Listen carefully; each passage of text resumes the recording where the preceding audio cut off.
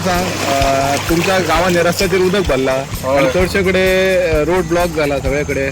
पण तुम्ही हांगा नुस्तें कशें धरता मजा करता न्हांवपाक नुस्तें मेळ्ळा नुस्तें मेळटा तर भरपूर मेळ्ळा अजून काडून ना नुस्तें